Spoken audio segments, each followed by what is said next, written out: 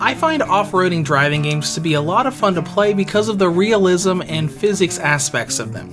I've actually liked realistic driving games for a long time thanks to the Gran Turismo series. I started getting into off-road realistic driving games thanks to the Mud Runner Spin Tires game that got a Nintendo Switch port. Now I'm back with another off-road simulation type game, or at least that's what it's advertised as. We've got a lot to talk about, so let's get right into it. Here is my review of Ultra Off-Road Simulator 2019 Alaska for the Nintendo Switch. When it comes to gameplay, this is an off-road driving game with terrain based off the state of Alaska. And I'm calling this a driving game instead of a sim game, as I feel simulator isn't the right word for what this game is. But we can get into that a little bit later. Let's talk about the game modes that you have to choose from. This is mostly a single player game, so you don't have too many options. You've got a tutorial to teach you the basics of driving and the resource system, as well as career and free drive modes that let you go through the game's 8 stages. But really, the latter two aren't really different game modes. Free drive is just career mode with the resource and survival elements turned off.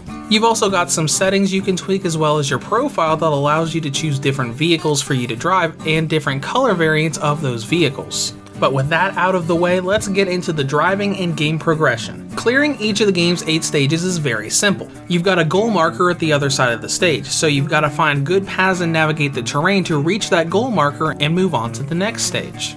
What makes this process so difficult are the survival and resource aspects of the game. You've got 3 gauges that you have to watch out for: vehicle damage, hunger, and fuel. The hunger and fuel gauges will go down naturally as you drive your vehicle and time passes by, though I will admit that fuel gets used unnaturally fast for the distances you're driving, while vehicle damage only happens when you hit something like jumping off of a bump, falling off of an incline, or rolling down a hill. You can manage these gauges with items that you can find floating around the map, normally around the main paths that you're supposed to take as you go from one side to the other. If you get so hungry that the screen starts to get dark, just open up your inventory, eat a pizza that you found, and you should be fine. If you notice, I said the biggest task of this game was the resource management and not the terrain itself. I said that for a reason. Every stage and map has difficult to navigate terrain, from bumpy roads to large drops that you need to carefully move around. But this is where the game feels less like a simulation game and more like an arcade driver. The feel and handling of the vehicles is pretty easy to adjust to, but they don't feel realistic.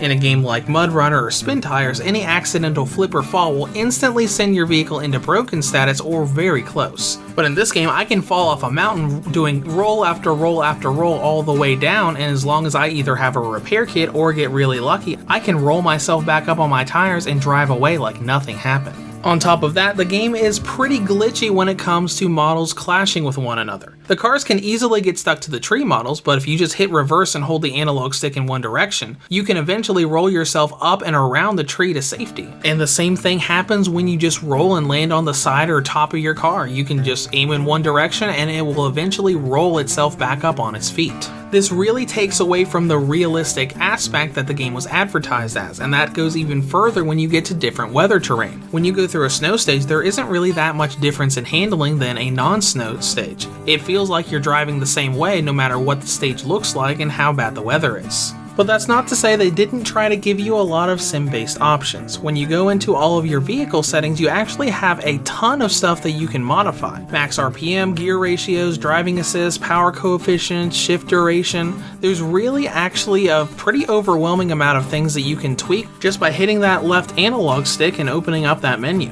But now let's get to longevity, which is another thing that's a bit disappointing about this sim game. There isn't really a lot here. You've got 8 stages to go through in campaign and only 6 vehicles to drive, one of which is a slight variant of one of the others, meaning you really only have 5 vehicles to drive. I kept all of the survival and resource aspects on as I was going through campaign mode and beat it in about 2.5 hours. It's a very short game with not too much to do.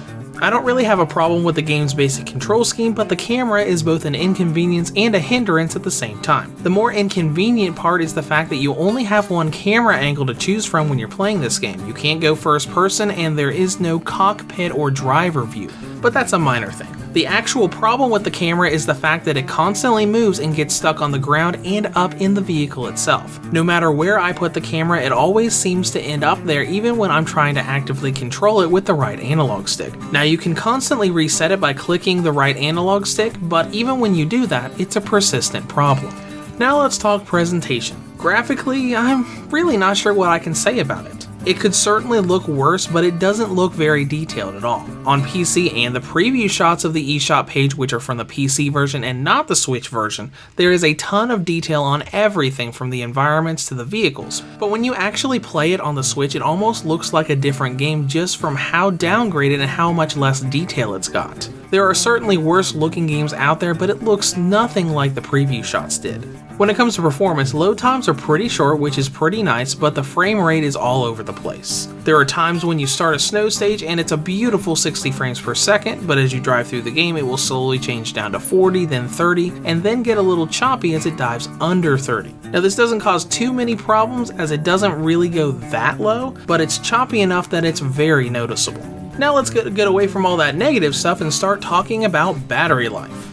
On the original model, this game has a battery range of 2 hours and 21 minutes up to 3 hours and 18 minutes. And on the V2 or Redbox model, it has a range of 4 hours and 20 minutes up to 5 hours and 37 minutes. Now in conclusion, Ultra Off-Road Simulator is an interesting little driving game in concept, but very flawed in execution. It gives you a ton of engine tweaks I haven't seen in other games like it, but it's brought down by a lot of presentation and technical problems, lack of overall content, and having glitchy physics that make it feel more like an arcadey off-road game than a simulation like the title suggests. Reviews to Go rates Ultra Off-Road Simulator 2019 Alaska for the Nintendo Switch a 4.5 out of 10. If you have any comments or questions, feel free to leave them below. Thanks for watching and have a great day.